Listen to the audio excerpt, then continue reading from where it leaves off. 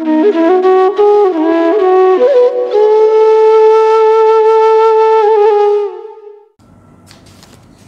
বাকারা আরেকটি আয়াত, যে আয়াতটা নিয়ে আমরা কথা বলি এখন, সেটি হচ্ছে এখানে কি বলা হচ্ছে, এটা ৪৫ নম্বর আয়াত, যে অস্তাইনু বিসসাবরি ওয়াসসালাহ ওয়া ইন্নাহা লাকাবিরাতুন ইল্লা আলাল খাশিহিন। এই জায়গাটি দেখুন ৩৫ নম্বর আয়াতে কি বলা হচ্ছে, খুব সহজভাবে, যে ৩৫ নম্বর আয়াতের সাধারণ অনুবাদ হচ্ছে অস্তাইনু বিসসাবরি ওয়াসসালাহ, অর্থাৎ এবং মুস্তানির সাহায্য গ্রহণ করো ধৈর্য এবং সালাতের দ্বারা, এবং নিশ্চয়ই এটি বিনীত ব্যক্তিগণ ব্যতীত অন্যদের উপর কঠিন বিষয়। এই জায়গাটি খুব গুরুত্বপূর্ণ।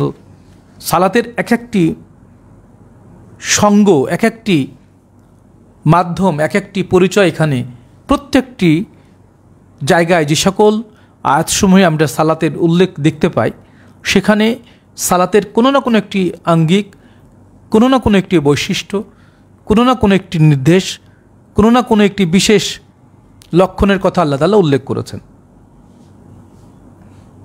এখানে বলা হচ্ছে তোমরা ওয়াস্তাইনু বিসসাবরি ওয়াসসালাহ, মুস্তানি সাহায্য। মুস্তাআন অর্থ হচ্ছে হাতে কলমে যিনি মুক্তি পথের সাহায্যকারী।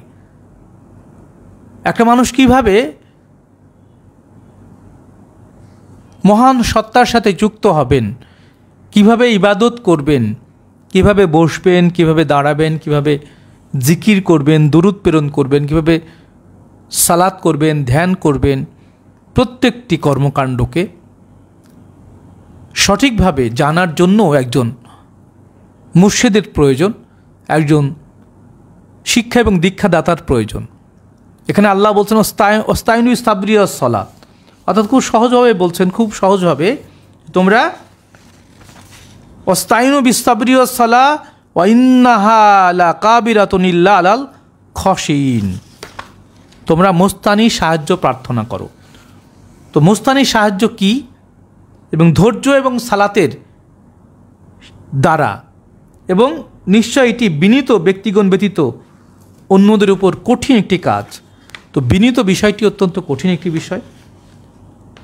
মুস্তাআন অর্থ যিনি হাতে কলমে মুক্তির সাহায্যকারী, সম্যক মুর্শিদ, সম্যক কামেল গুরু যাকে বলা যেতে পারে। তো সম্যক গুরু ব্যতীত আমরা কিভাবে, একজন ইমাম ব্যতীত কিভাবে আমরা সালাতের পূর্ণতা অর্জন করব, এটি কখনোই ভাবার বিষয়। কখনোই এটি আমরা একাভাবে, ব্যক্তিগতভাবে আমরা কখনোই কাজটি করতে পারবো না। কোরআন এটি বলছে কিভাবে, যে মুস্তান অর্থ হাতে কলমে মুক্তিপথের সাহায্যকারী, যিনি ঊর্ধ্বতন শক্তি হতে এই রকম সাহায্যপ্রাপ্ত হয়ে তার অধীনস্থ ভক্তগণকে সেই সাহায্য দান করেন, তিনি মুস্তান। আমরা মস্তান বলতে বুঝি যে, একটা সময় বুঝতাম যে যাদের বড় বড় চুল, সংসার বিভাগী মুনি ঋষি, যারা আল্লাহর রাহের জীবনকে পুড়িয়ে ফেলেন, তারা মুস্তান। পরবর্তী সেই মুস্তানের অপব্যবহার হলো যে যারা চাঁদাবাজি করে, মানুষকে চাকু মারে, হত্যা করে, এরা মুস্তান। তো আল্লাহর পথের মুস্তান শব্দটি সেই ব্যক্তি, যে ব্যক্তি আল্লাহর কাছ থেকে বিশেষ প্রকার সাহায্যপ্রাপ্ত হয়েছেন, এবং সেই সাহায্যপ্রাপ্ত হয়ে নিজে কামেল হয়েছেন, এবং সেই কামেলিয়াত দ্বারা পরবর্তীতে আরও কামেল অনুসারীদেরকে প্রশিক্ষণ দিয়ে কামেলিয়াত অর্জনে সহযোগিতা করবেন। তিনি হচ্ছেন সেই পর্যায়ের মুর্শিদ, যিনি মুস্তানি সাহায্যের মাধ্যমে তার শিষ্যকে রবের নৈকট্য প্রাপ্তিতে এগিয়ে দেবেন। এখানে বলা হচ্ছে যে যারা মহান রবের তথা ঊর্ধ্বতন শক্তি থেকে সাহায্যপ্রাপ্ত হয়ে তার অধীনস্থ ভক্তগণকে সাহায্য করে থাকেন, তারাই মূলত মুস্তান।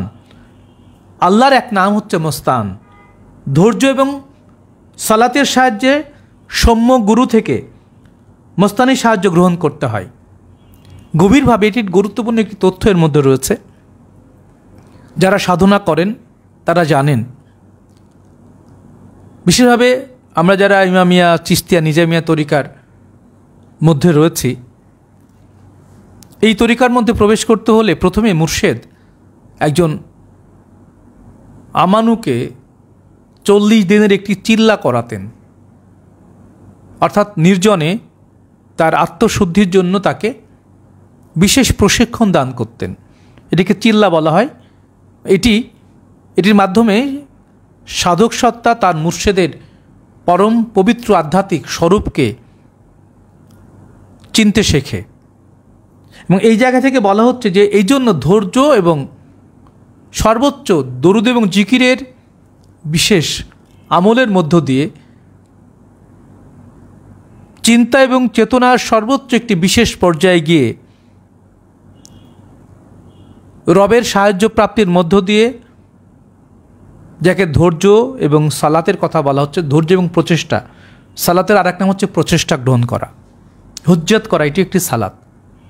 তো ধৈর্য এবং প্রচেষ্টার মাধ্যমে অসীমভাবে আপন মুর্শেদের বারজাককে সামনে রেখে একজন সাধক সত্তা যখন পরিপূর্ণভাবে রুকুকারী হয়ে যান, সিজদাবনত হয়ে যান, তখন তাদের মধ্যে মহান রবের পক্ষ থেকে যে স্মরণ এবং সংযোগের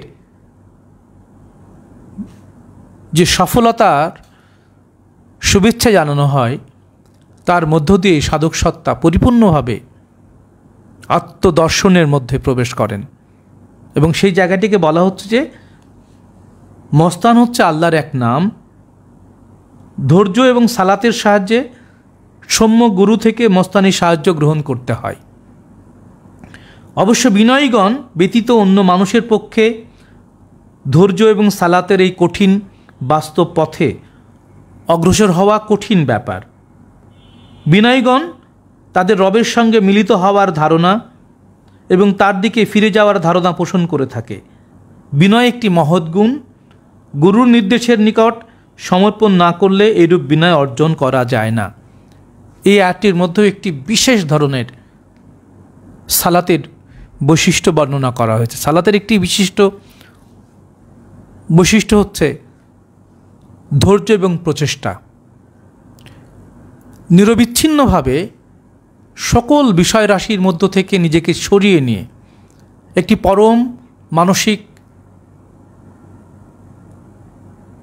সমর্পণ, যেখানে মৃত্যুর চাইতেও নিঃসঙ্গ একটি মানসিক হাল তৈরি হয়, যেখানে পৃথিবীতে কোনো বস্তু বা কোনো ব্যক্তি বা কোনো সত্তা বা কোনো পরিচয়ের কোনো অস্তিত্ব থাকে না। সেই পরম শূন্যের মধ্যে মহান রবের একটি পরম পবিত্র দর্শন লাভ করে থাকেন একজন সাধক সত্তা, যিনি বিনয় এবং ধৈর্যের মাধ্যমে সেই স্তরটিতে, সেই শক্তিতে আল্লাহর পবিত্র গুণাবলীকে ধারণ করে থাকেন।